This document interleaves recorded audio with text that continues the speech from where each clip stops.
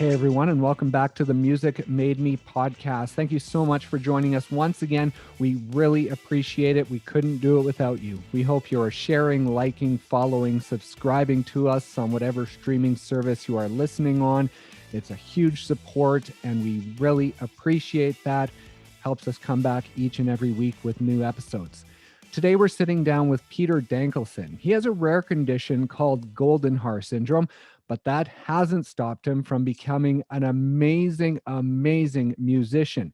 He's quite the social media sensation with his guitar playing, and that's actually how I came across him. Every time I went into Instagram and the recommendation list, he would pop up there. So I was super excited to have the chance to sit down with him. So please enjoy our conversation with Pete Dankelson of Pete's Diary.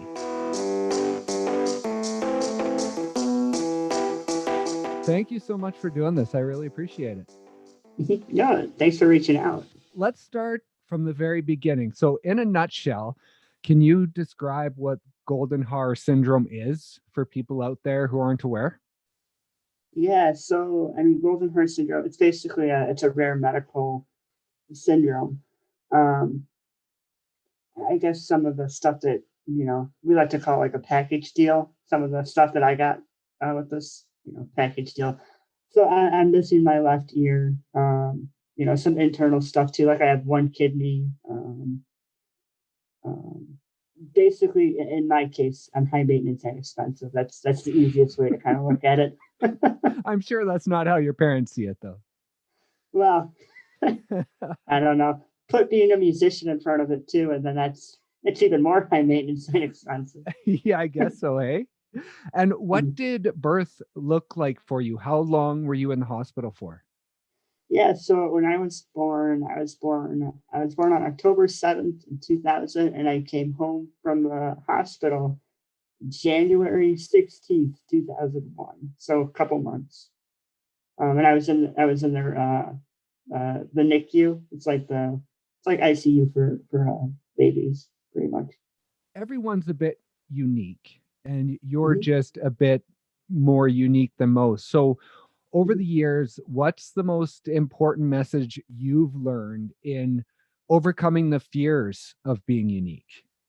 Yeah, there's definitely lots of things. Like when I was little, excuse me, like when I was little, you know, with little kids, it's kind of an interesting story because we're all still trying to, everyone's still figuring everything out, right? Um, so like, when kids kind of saw me for the first time, like, preschool, kindergarten, or whatever, they were curious. I mean, little kids are just naturally curious. So, like I had an open stoma for I had an open stoma basically for about 19 years. So a hole in my neck to help me breathe better. Because one of the things that I have with Goldenhar syndrome are my airways small. So that's why I needed that hole in my neck could help me breathe better. So I had what's called a trach for a couple of years. So like when I was little, kids would see the trach and they'd be kind of curious about it. And the missing ear, that was kind of that's kind of the big thing that people notice. And I noticed a post the other day on your social media that when you were younger, you actually had a prosthetic ear made up to look more normal, to look like the other kids. So, Yep. do you remember what age you were when you started to overcome that and realize that you are who you are and to accept that rather than trying to be like everyone else? Um, so let's see. So the whole thing about wanting the prosthetic ear that kind of came about when I was about 5 years old. Because I mean, at that point, that's when I kind of started to notice I looked different. And I didn't, I mean, I'm perfectly fine with it now. But when I was little, I'm like, I just kind of want to, I guess kind of want to fit in like everyone else. So I'm like, well, what if, maybe at 5 years old, I'm like, hey, for my birthday, can I have a big ear? you know, just not not a bike or a new toy like a typical 5 year old. I wanted a I wanted a body part. Um, so my parents found someone that makes prosthetics, and we went to see him, and he made me my first prosthetic ear. And I've worked for a really long time. I don't know. I don't remember at what point I really kind of became. I think I've always been kind of comfortable like with my missing ear, like if I never had the prosthetic on, I wasn't like if I forgot it at home or something, I wasn't like, okay, can't go anywhere. Let's turn around, head home and get it. I was fine with it. Um, but honestly, I don't even wear the ear much anymore because for pretty much the past few years, all that it's really done is hold my glasses up, and I wear contacts now. So I'm like, it's kind of a pain to put on. In the morning and stuff, I need some help because I can't really see what I'm doing, and you got to line it up, and it's just kind of a hassle in the morning. So I'm like, I'm fine with that. I don't need to wear it anymore. And are you 19 now, or have you turned 20? I'm 20. You're 20. Mhm. Awesome. So you're 20 and you've had 35 surgeries. Is that the count Yeah. at this point? Yep. Okay. So you have talked about in the past the medical PTSD. Talk a hmm bit about that and how that affects you. Yeah. So I mean, I've had surgeries basically since day one, and kind of, I've had some, like, I guess you could call them like honeymoon periods. We like to joke about that, where I had a lot of surgeries, from like 1 to 4, and then it gradually got a little bit less and less. There'd be something kind of here and there. Um, and then kind of high school, I had a big jaw surgery before, that maybe we can talk about soon. Um, but definitely kind of because of the stuff I went through when I was little. Thankfully, I don't remember it, but with medical PTSD, you know, it's kind of like your body remembers what your mind cannot. So, like, while I don't remember, having surgery at a year old or 4, and all that kind of stuff, it's like your body does. It's really interesting. Like, I still, like, if I have to get labs for something, I get really antsy and nervous. Even like a medical scan or something. Just anything kind of to do with the hospitals. Like, even like I still get terrified for surgeries, but like seeing scrubs a little bit, it does kind of, in the back of your mind a little bit, something goes off. Yeah, it's definitely tough. Let's talk about that jaw surgery, Yeah. because that was your biggest surgery, right? hmm Well, you might have had some bigger ones when you were a baby, but that was the largest one that you've had really out of the 35, right? Yeah. From what I can remember. Yeah, for sure. And there was a lot written about you at that time. I saw online, really labeling you a super kid because of what you went through in that surgery. Just talk about it and what they did. Yeah. One of basically what I had done, um, before that. I had when I was about 3 years old, I had what's called the rib graft. So basically, they took a rib bone, from my rib, and I placed it in my jaw. So it kind of helped round everything out. But ultimately, this was when I was really young. I think about 3. You grow up, you get older. That bone isn't what it used to be, right? So I needed something new, that would be better long term. And now that I was done growing, it's like, okay, let's get on with this surgery, and then we could look at then it would lead up to some other stuff like the airway and that kind of thing. Um, and that was interesting because I mean, for me at the time, it had been out there for my whole life. Like, it's like, okay, he's going to need another jaw surgery in 10 years. Okay, don't need to think about it. And then it's like 5 years, 4, 3, 2. Time to start looking for a surgeon, and then you're like, oh man, it's happening. Okay.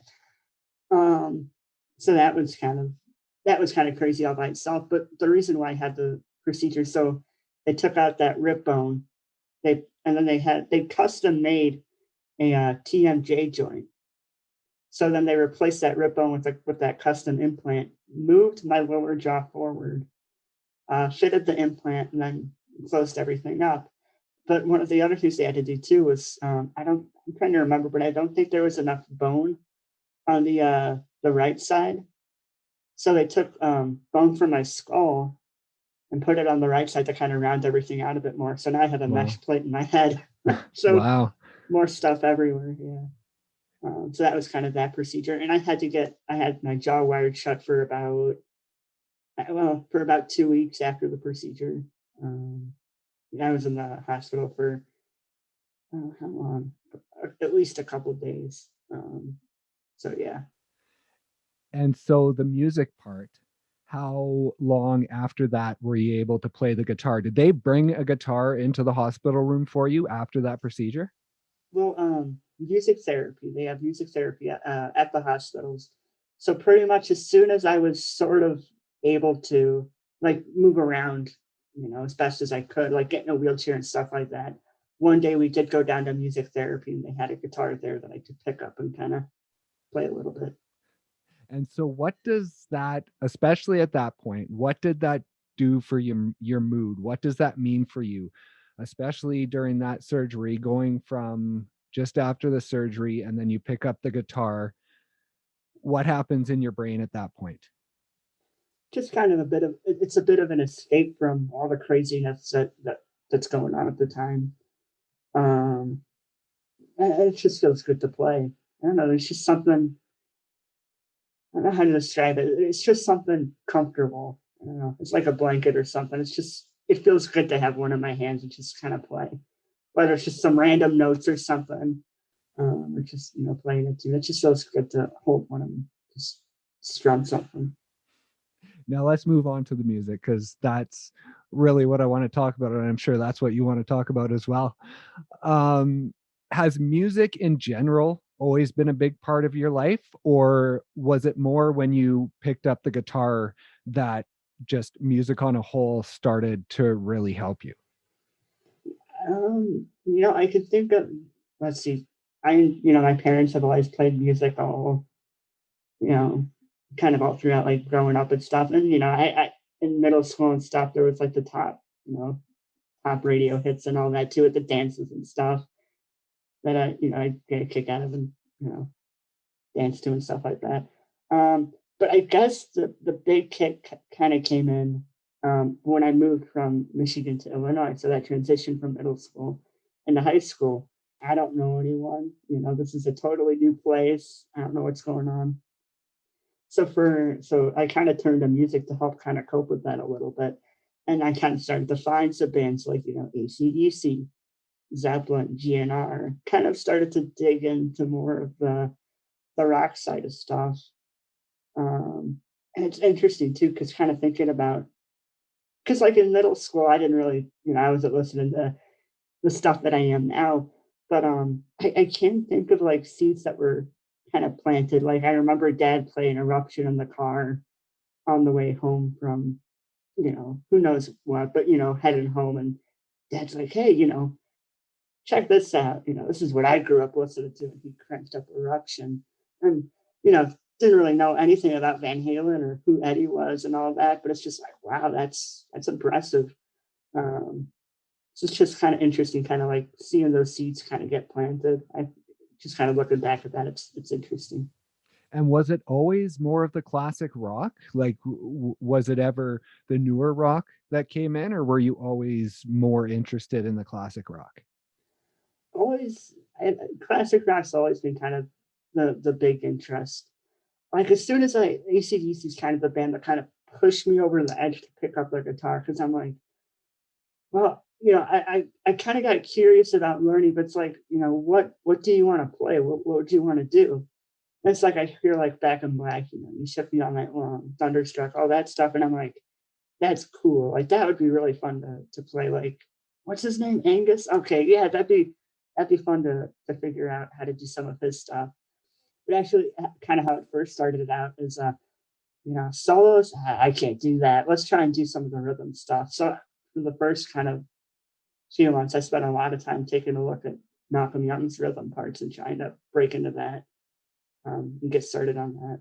And your first guitar was actually a hand-me-down from your dad, right? Yeah, Dad, he played in a band in high school. Um, so actually, this TV amp over here that was his in high school, and then there's this. But when I told him I was curious about playing, he said, "Luckily for you, I still have some stuff from when he played. So he had that amp and a little distortion pedal, and I don't have the guitar in here, but it's a kind of like a Strat looking. It's called a Music Master, but it kind of looks like a Strat. He's pulled that out, gave it to me, and then I kind of went on YouTube and looked up some songs, and I was set. And it's only been what, 4 or 5 years, if that was when you were going into high school? Yeah, I mean, it's kind of getting close to 5 years now since I picked up the guitar. So how long did it take you? Because it feels like it didn't take you long to really get the hang of it and really start playing really, really well. So was it pretty natural when you first picked it up? I mean, I'm still trying to figure it out, to be honest, but I It doesn't guess look like like it. it's an ongoing process. Um, but I guess I don't know. I guess it took a little while because I was, I don't know, just kind of hitting notes for a little while. But ultimately, one of the first song that I ever learned was like proper chords. It's a cool, it's a simple but pretty cool AC/DC tune called Live Wire off of their first album, High Voltage. As soon as I started playing that and kind of, you know, got that under my fingers for the first time, it's like, okay, this is it. It's like, this is really cool. And does your dad play really well? Like, is it something that's in your blood to be able to play really well, or was he more of just a garage player? Yeah, he was a garage player. Yeah, I I try to be nice about all this, but I passed his playing years ago. but he had a bass too in high school, and sometimes he'll come down here and kind of pop on a bass, and we'll play some stuff, or he'll be like, "Hey, how does this one tune go again?" Or something like that.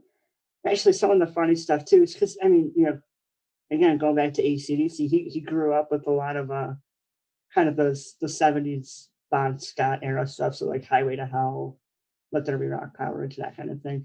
When I remember one time I was playing a really kind of deep cut tune off of Powerage, and he comes down here and sticks his head in, and he's like, "My gosh, I haven't heard that song in 30 years." And do you have any family members who are gifted musically that you know of, like grandparents who were or anything? Or are you kind of cut from a different cloth as far as your family goes and being able to pick this up pretty darn well? There is one person, my great grandpa. He's going to be like I don't know, like I think 93 here in a few weeks. I think his birthday's in February. Um, but he was stationed overseas during World War II, and during that time he learned how to play harmonica. So I guess I don't know. I guess I get some of the I don't know. I guess some of the music stuff comes from him. Maybe, who knows? But we saw him a little while ago, and he still has it. I'm shocked he's still able to play as good as he good as he does. Have you ever been able to take your guitar to him and jam with him, like you playing guitar and him playing harmonica? No, I never really like played with him, but he knew he does like Oh Susanna, like some of those kind of like classic old school classic tunes. But I played for him a few times before, and he gets a big kick out of it. So it's always really fun. And off the start, when you started picking it up and started to realize what it did for you, how much were you practicing a day, would you say? I don't know. It's interesting because for like a practice routine, I don't really have like a set, a chunk of time set aside, to say when I'm going to go practice. I kind of just pick it up when I feel like it. So I don't know. Some days it could be 8, some days it could be 2. I really, I truly don't know. But I play often. At least once a day. Well, pretty much. I try and pick it up for a good amount of time every day. Yeah, when you say at least once a day, like what would one session be for you? Like half an hour? At least, at least over an hour, I'm sure. Do you lose track of time when you're doing it? I mean, that's kind of the funny thing. You could play and it feels like 5 minutes, and then it's actually 4 hours. So I don't know. And how many guitars do you have? That's a good question. Quite a few. You have some behind you there. How Yes. how Yep. many how many more do you have other than what's behind you? Oh, okay. Well, you can see. Okay, you got that one to the side. You got the few right there. There's the one kind of hiding in the corner back there. Okay. Um, and then there's the 4 right there. And then actually my dad's guitar, I think it's in its case in storage. Oh, okay. Then I have like actually there's at least one acoustic I have just kind of in my room, just kind of it's just if an idea pops up in the middle of nowhere or something. Um, or like just something happens in the middle of the night, and you're like, hey, how would that sound? um, but it's an acoustic guitar that my brother, he plays hockey in high school.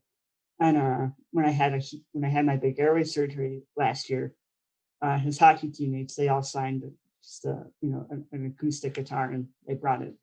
Yeah, he brought it in for me. So that was really nice of him. Awesome. And so do you write your own music as well? Yeah, I've been working on some stuff with a drummer friend of mine. Still got to figure out lyrics and stuff, and stuff like that. But in terms of like guitar riffs and stuff, I have a ton of stuff saved on my phone. Is it a different release writing the music rather than just playing, along to AC/DC or something? Does it feel different when you're playing something that you're trying to write yourself? Yeah, I've really only been kind of doing that for like the past year. It's like kind of like all throughout, kind of like I don't know, at least maybe a year and a half into playing. That's when I kind of started to, you know, that's when I guess got to the point where I was playing stuff and like, oh, what did I just do there? Let's, backtrack a little bit, try something again, maybe try something a little bit different.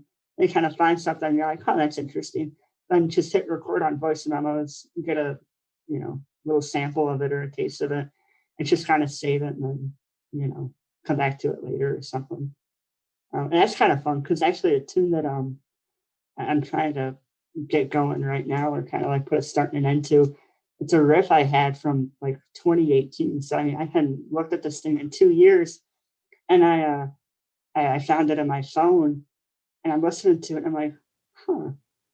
And then I start playing to it, and I'm like, oh wow, that's actually not too bad. So it's fun, kind of finding some old stuff and kind of kind of taking what you knew at the time and applying it to what you know now, and it's fun. I like getting to do that. It's really cool. And so could you see yourself putting out like an actual full album of your own I material? want to at least like a good sized EP or something. Um, yeah, it's got a few songs going, but still kind of stuck with finding a singer. And what is it like playing live? Because I've seen clips of you being able to play live with a band. What is that feeling like for you? It's just it's energy. I mean, I love the thrill of playing live. There's just excuse me. There's a certain rush you get from playing for an audience versus playing at home. Um, I don't know how to describe it. It really is an energy when you're playing for people, and then you're playing with different bandmates too, or like jamming with different people and kind of seeing how things click and stuff like that. It's a lot of fun. I love it. And technically, when you're playing at home, sometimes when you're recording, you're technically playing for like tens of thousands of people because there's everyone online that's going to be watching it, right? I know. So yeah, So do you it's think like about that when you're recording? Do you think in your mind, like, do you have that performance mantra of thinking that everyone's sort of right in front of you and you're playing for them? well, that's kind of what I naturally try and go for. It's like if you're going to record, you don't want to look boring. It's like, especially if you're playing something like ACDC or like I just did a Cheap Trick cover. It's like you're not just going to stand there and just play along. It's like you got to put in the energy. You got to bring those tunes to life. Like those bands do in a live setting. Because to me, that's what it's all about. Playing for an audience and stuff. So I really try and put in, especially since there's not a lot of live stuff going on right now. It's like definitely put the energy into it because I mean, and people love it. I mean, that's the other thing too. People latch onto it; they get a kick out of it. Yeah, that's for sure. And what does it mean to have all those followers on social media and to be able to spread your positivity the way that you're able to? It's really cool. I mean, I think it's really cool because I think a lot of the time people see the playing, they're kind of like, oh wow, or at least I hope. They're kind of go, oh wow, okay, this dude's playing, some GNR tune or something, or this cool Zeppelin riff. But then I also think they kind of see my story a little bit and some of this, some of the medical stuff that I've been through. I think that also kind of gives it a totally different perspective as well. I'm not just, to me, it kind of adds something more to just another guitar player on Instagram, something like that. And what point was it in your life where you started to do the public speaking and start to get that attitude of wanting to spread your positivity and wanting to help others through your message? There's a book called Wonder that came out a long time ago, or I guess not a long time ago, but quite a few quite a few years ago. Um, and basically, the story is about a kid with a facial difference and how he's kind of navigating middle school for the first time. So that really, of course, spoke volumes to me when I read it in the first place. But we went out to California, and I did this readers theater performance. So I kind of like, read the part of the main character and all that. And while we were out there, a school got in contact with my mom and said, "Hey, do you think he would want to come in and uh, and maybe talk to the kids about, because I'm basically like a real life version of the character in the book. So like, hey, would I be interested in coming and speaking to the kids about how my life is similar to Augie's, how it's different, um, that kind of thing." And so I did that, and it was really cool. It was a lot of fun. It was really neat. And how Then old we were you went. at that time?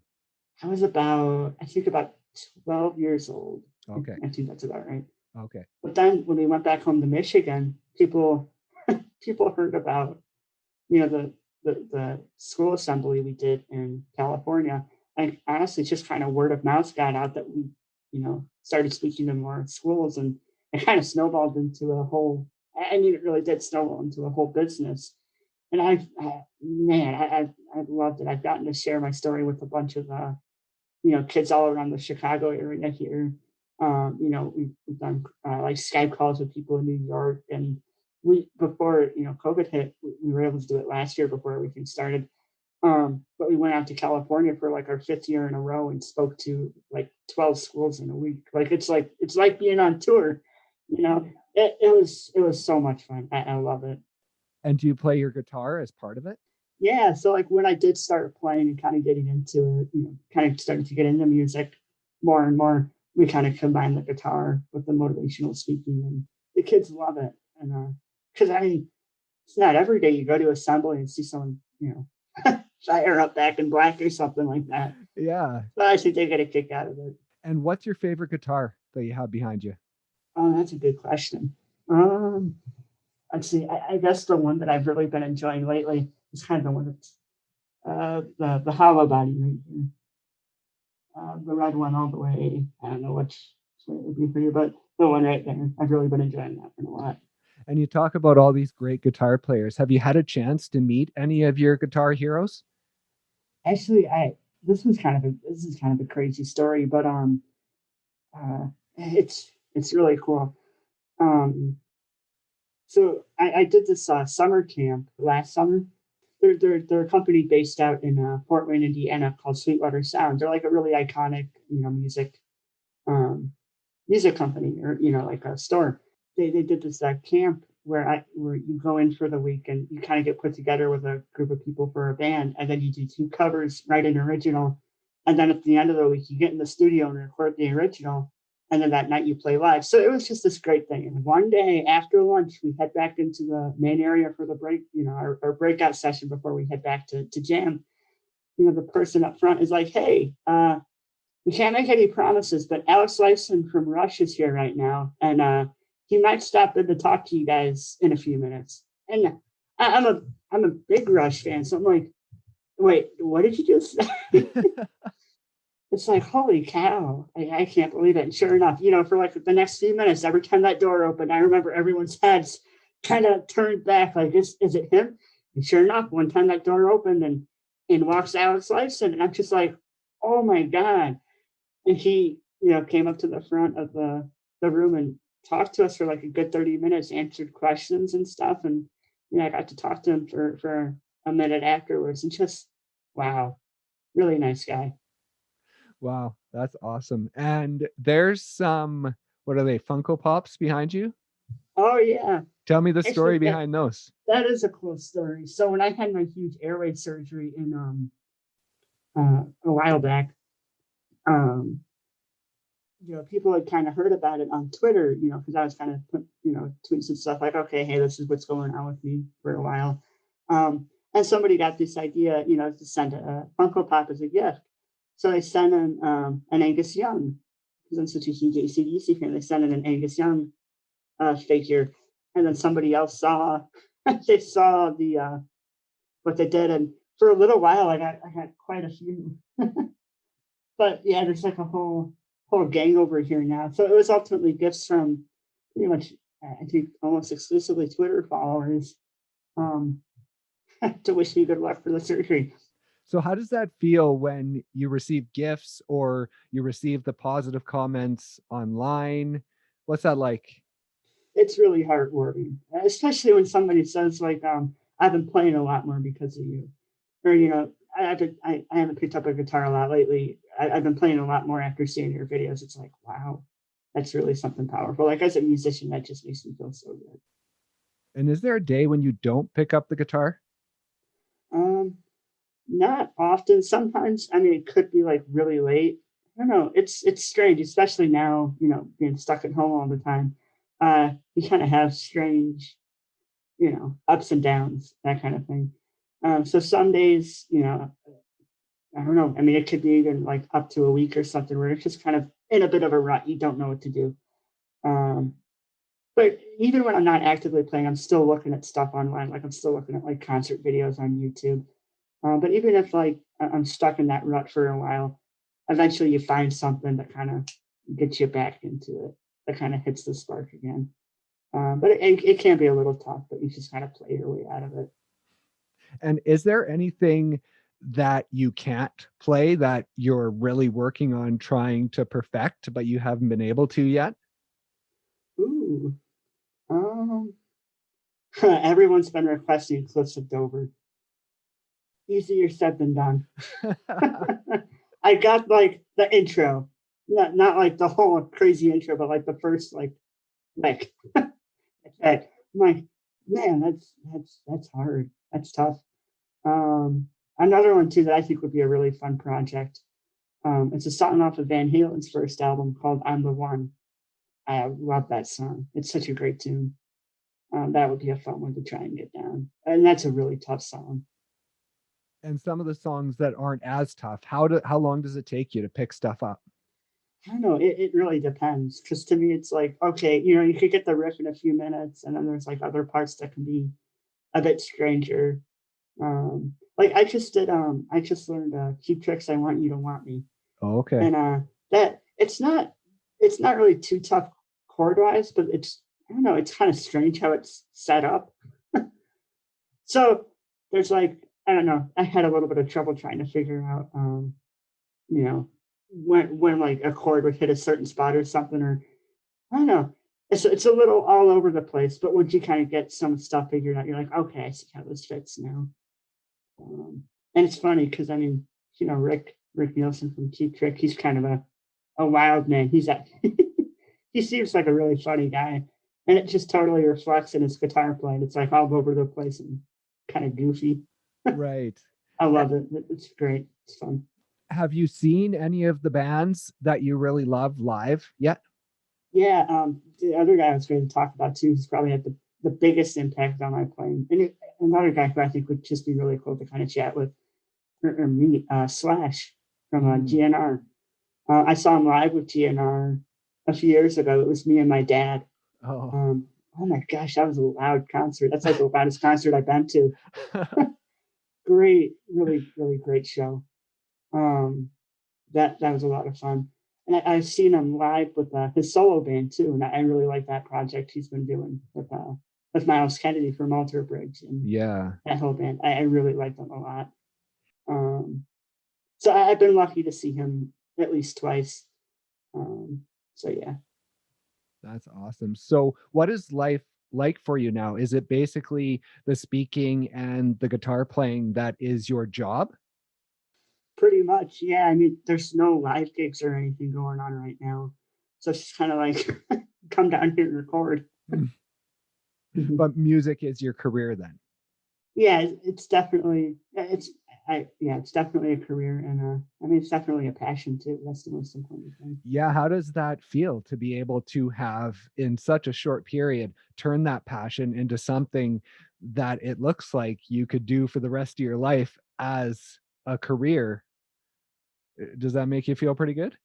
Yeah, it really makes me feel good, but it's also like I feel like I need to, you feel like I really feel like I need to get better too. It's like I like where I'm at, but I'm always trying to push myself to get better. Especially like with some of the, some guys that I look up to, like really look up to, like some of the big leagues are, following me on Instagram now, and I'm like, oh my gosh, like it's Puts like pressure on you, hey? yeah, it's like you're scared to play their tunes because they might see it. You're like, oh my gosh, I'm probably gonna butcher it or something. Oh, I don't think so. I do not think so. Definitely not in my ears or most of your audience's ears. And I think the big guys would just be honored that you're shredding away on their song, I think. I don't know. I need to do a good job. I don't know. Well, you do. Don't worry about that. Uh, that's after like 50 takes, so yeah.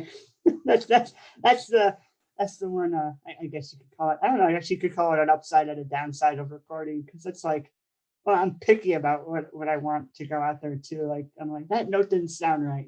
Toss it to the side. Oh, okay. You're that Um, picky. You're focusing on every little thing you're doing as you're recording. for the most part, like if there is like something, I'm like, what, that note didn't sound right, but it just kind of had something to it, like a vibe or something. I'm like, what, let it go. That's kind of got something cool to it. That like some of the stuff, I'm like, man, how did I do that? I can't recreate that. So it's interesting.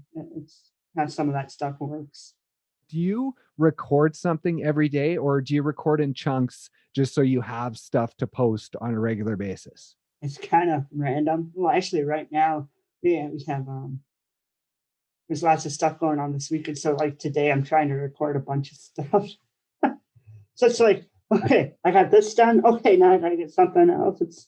Whew, so A lots of busy stuff life, going eh? on. Yeah, yeah. But that's good. It's good to be busy, I guess. Yes, especially now when there's nothing going on. Yeah. Trying to find ways to stay productive. Yeah, for sure. Well, we'll let you get at it then. We'll let you record. And yeah, thanks so much again for joining us. And we hope that people find your story inspiring and that they'll follow you on social media and see your stuff and that you continue to just evolve. And we'll look forward to maybe hearing some of your own music one day. Yes, I hope that's going to come here soon, but we'll see what happens. Awesome. Well, thank you so much. Have a great day and get out there to recording more content for us. All right. Thanks so much. Thank you. Okay. Bye. Bye.